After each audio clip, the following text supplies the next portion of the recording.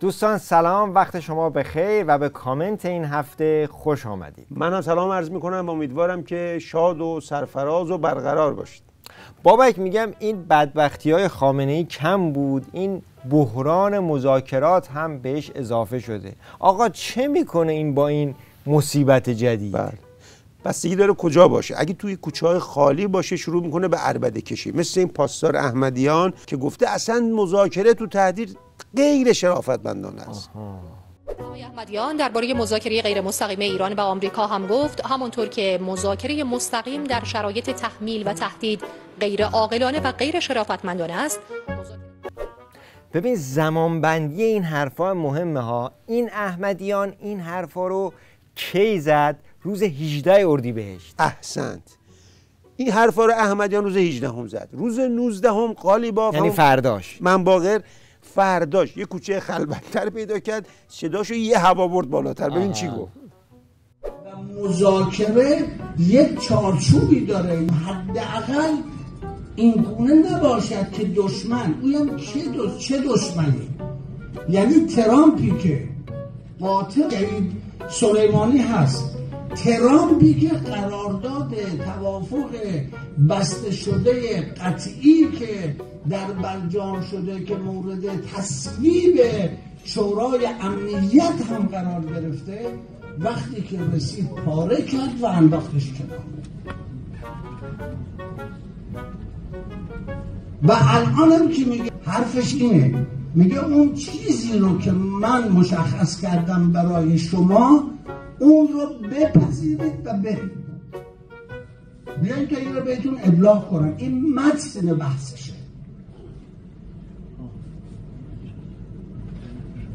البته که ما هرگز چنین ذلتی رو نمیپذیریم. عجب.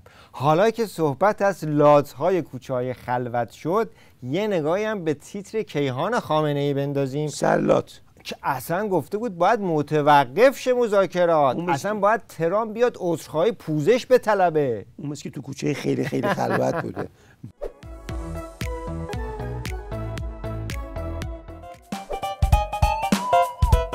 بله این هارت و پورتا مال کوچه های خلوته.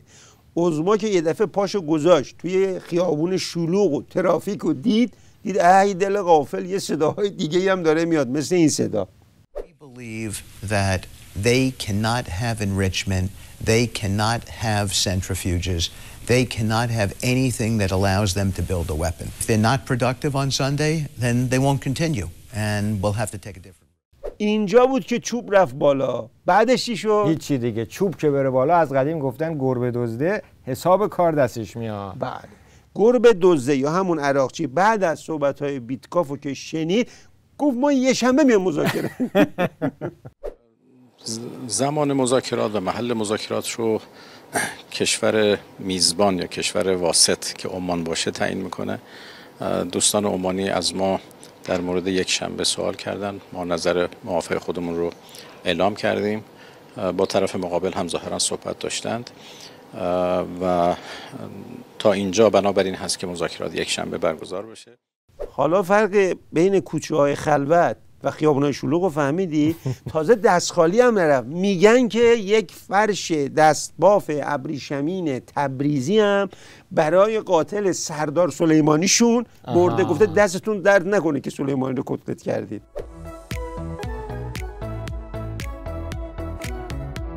ای بابا، پس با این حساب معلوم میشه اون تیتری که روزنامه سپاه پاسداران یعنی جوان زدم درست بود.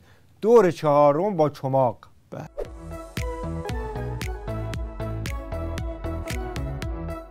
ولی بابک اینا که گفته بودن ما زیر تهدید و این حرفا نمیریم بشینیم پای میز مذاکره، چی شد پس یک شنبه رفتن که؟ من با یه مثال ساده خیابونی آیتمو میخوام جمع کنم. ببین یه آدم مشنگی بود مثل این بسیجیات، خیلی دوست داشت لاتبازی دراره. یه چاقو دستش، همون لاتای کوچه خلوت، همون لاتای کوچه خلوت. منتها این دیگه نرفت کوچه خلوت. یه چیزی دستش گرفت رفت توی قهوه‌خونه شلوغ، گفت چاقو رو زد زمین، گفت من نمیبینم. بعد همه قمه کشیدن گفتن چی رو نمیبینی؟ گفت اصلا من مشکل بینایی دارم، خوب شما رو نمیتونم ببینم. اینم داستان لاتبازی‌های ایناست. آقا ما فهمیدیم که خلاصه اینا با زور دگنک و تهدید و این حرفا رفتن پای میز مذاکره نشستن، نشوندنشون. آره نشوندنشون. اما آخه بابا ته خط که عظما حاضر نیست کوتاه بیاد از غنیسازی، که اینا خود عراقچی بعد از همین دور چهارم همینو گفت. ببین متاسفانه مواضع ضد و نقیضی از طرف‌های آمریکایی ما به خصوص در عرصه رسانه‌ای و عرصه عمومی میشنویم که این اصلاً کمکی به حال مذاکره نمیکنه. از نظر ما غنیسازی یک موضوعی هست که حتما باید ادامه پیدا بکنه و هیچ جای مصالحه در خصوص اون وجود نداره. بله دیگه، این که میگیم عظما گیر کرده همینه دیگه. این بدبخت همه جا گیر کرده، حتی تو شعار مرگ بر آمریکا هم گیر کرده. نگاه کن.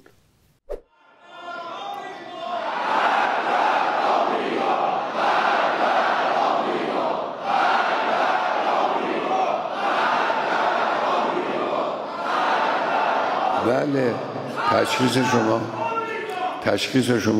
درستی است. آمریکایی ها به معنای واقعی کلمه حمایت میکنن. حالا اینجا باید به خامنه ای گفتش که ای خاک عالم بر سرت، تو که معتقدی ولی فقیه باید تو همه چی فضولی کنه، از انرژی نانو گرفته تا کوانتوم تا علم اقتصاد فضولی میکنی، حتی به رو بدن پاپیچ انیشتین میشه که تو چرا رفتی سرعت نور رو در آوردی بام بدون اجازه من، بدون اذن ولی فقیه. حالا اینجا که رسید شعار مرگ بر آمریکا تشخیصش شد با بسیجی‌ها، با تشخیصش با اوناست. یعنی شعار مرگ بر آمریکا رو گردن بگیری. ولی بابک توی این وضعیت قیافه بسیجی‌ها از همه تماشایی تره.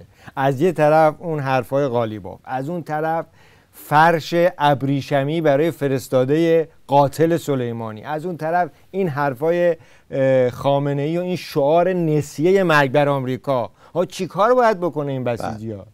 خامنه‌ای الان 2 تا پروژه به موازات هم داره پیش میبره. یکیش پروژه مذاکرات، اون که اسمش چیه؟ در واقع قانع کردن یا قانع سازی بسیجی‌ها. این قلم به سلمبش نکن، پروژه خرسازی بسیجی‌ها. حالا 90% هم که بسیجی‌ها آماده هستن، 10% باید خر کنه. مثل این آدمی که تو مجلس عربده میکشه، عربده مخصوص بسیجی‌ها کشیده میشه. نگاه کن. اگر زیاده گویی و یاوه‌گویی ترامپ قمارباز و ویتکاف برای برچیدن از تأسیسات هسته‌ای ادامه یابد، تقاضای قطع مذاکرات و استمرار کامل برنامه صلح‌آمیز و از مقام معظم رهبری تقاضای تجدید نظر در نظریه سلاح هسته‌ای را استعداد داریم. تو واقعا فکر میکنی توی این وضعیت بسیجی‌ها با این اراجیف خر میشن؟ نه والا بخون. این که میگم عظما نه راه پس داره نه راه پیش، همینه دیگه. یه چی توی این مایه ها نگاه کن.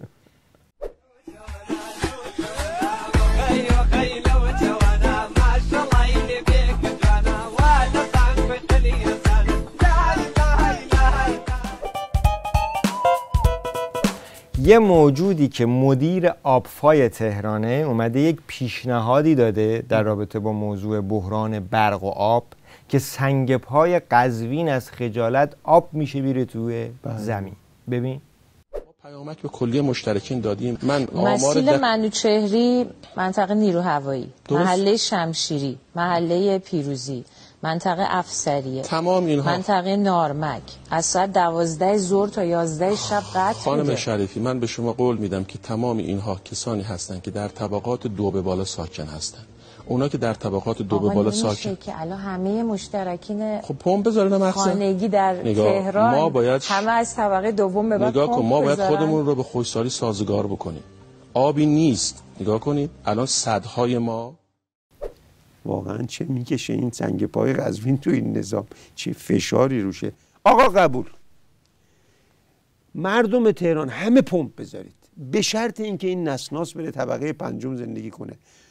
یعنی خود آقازاده ها تو برجاشون هم مسئله آب برقشون اینطوری حل میشه، همه بی آب و برقن. یعنی سیستم برجای قالیباف هم آبرسانیش همینطوریه باشه، پمپ میذارن مردم، به شرطی که تو بری طبقه 5. آقا پیشاپیش شرط و باخته این بابا، اینا طاقت این حرفا رو ندارن که. نگاه کن این سخنگوی دولت پزشکیان طاقت 5 دقیقه گرما رو نداره. این نفر پویش هم هست، پویش گرما سرما را میندازه. آره دقیقاً همینه.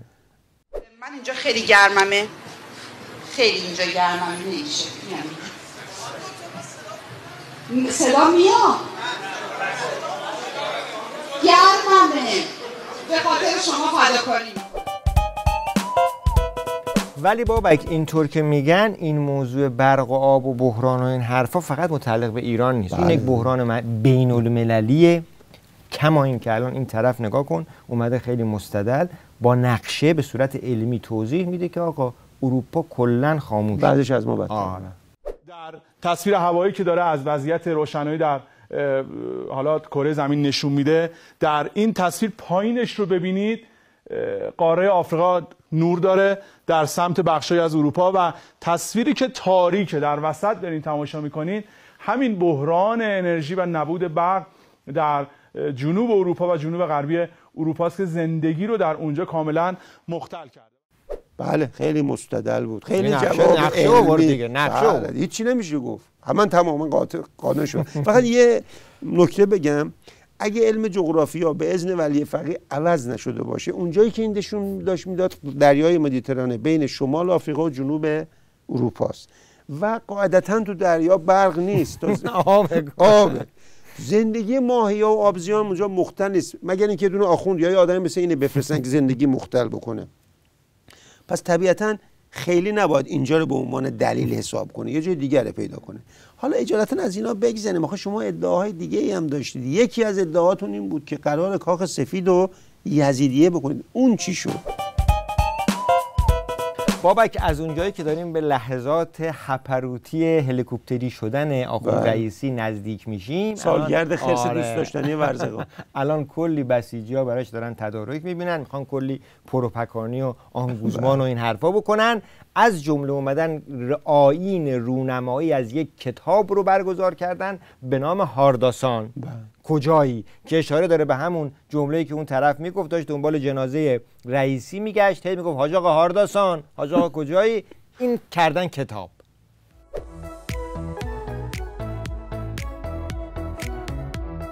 واقعا رفتن اینقدر ورق سیاه کردن هارداسان. یعنی کجایی؟ جوابش یه کلمه از من بپرس. از رئیسی پرس رئیسی کجایی؟ هارداسان. میگه جهنم. بخوام خیلی توضیح بیشتر بدم، رئیسی کجایی؟ طبقه هفتم جهنم. نه اینکه کتاب بنویسم، یه صفحه هم نمیشه بابا، یه خط هم نمیشه. اتفاقا توی فضای مجازی، کاربرای فضای مجازی اومدن طرحهای خوبی برای روی جلد و پشت جلدش پیشنهاد کردن. اینا رو هم ببینیم با سوژه خرس دوست داشتنی ورزقان. چقدر من به خرس علاقه‌مند شدم از سال پیش.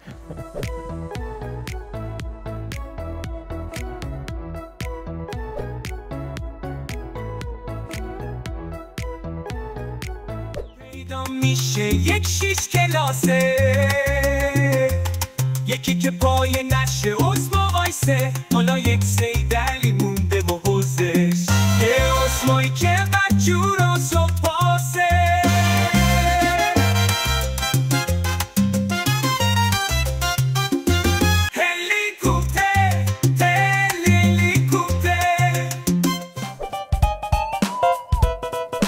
از این کتابا تو کتابخونه عظما زیاده. یه کتاب دیگه هم دارم به اسم مسیر کتلت شدن، اسم چاپ انگلیسی هم داره، رود تو کتلت، راجع به کتلت شدن قاسم سلیمانیه.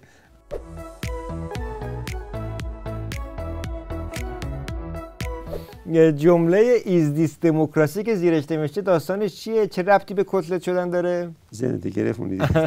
این اشاره داره به اون جمله‌ای که اون بسیجی توی مراسم لاشه‌کشی از پاسدار سلیمانی بود، حین آبگورگیری گفت که این جمله‌ای بود که تاریخ آبگورگیری رو به بعد و قبل تقسیم کرد. Hussein is a college student. Soleimani was unignored. They killed him. Why? Is this democracy? Is this democracy?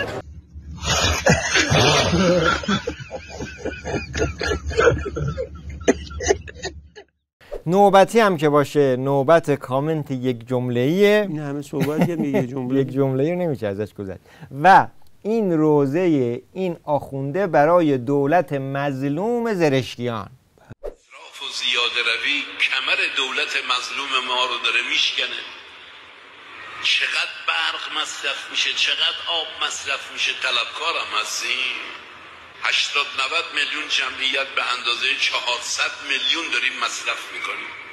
اون وضع بنزین، اون وضع برق، اون آب، اون نان.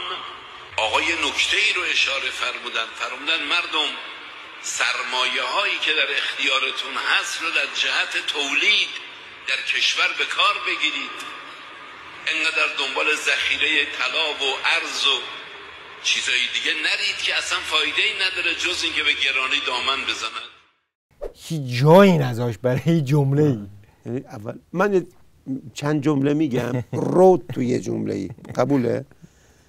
واقعا اگه به روباه میگفتن شاهدت کیه میگفت این آخونده اومده شهادت میده به مظلومیت دولت پزشکیان و اینکه مردم دارن اسراف میکنن. حالا خودش تو کادر دوربین جا نمیگیره، گردنشو دیدی تبر قد نمیکنه، بعد مردم ما میگه اسراف کنن. باشه قبول. امروز تو کامنت اصلا روز شرطه. تو اگه تو اشارلاتان اگه یک وعده غذا نخوردی من اصلا کل عمر دیگه غذا نمیخورم. اصلا سمت غذا نظرتون من میبرم یا اون؟ ممنون که این هفته هم همراه ما بودید و امیدواریم که کامنت این هفته مورد توجهتون قرار گرفته باشه. تا برنامه دیگه همه شما رو به خدا میسپارم. خدا نگهدار. خداحافظتون.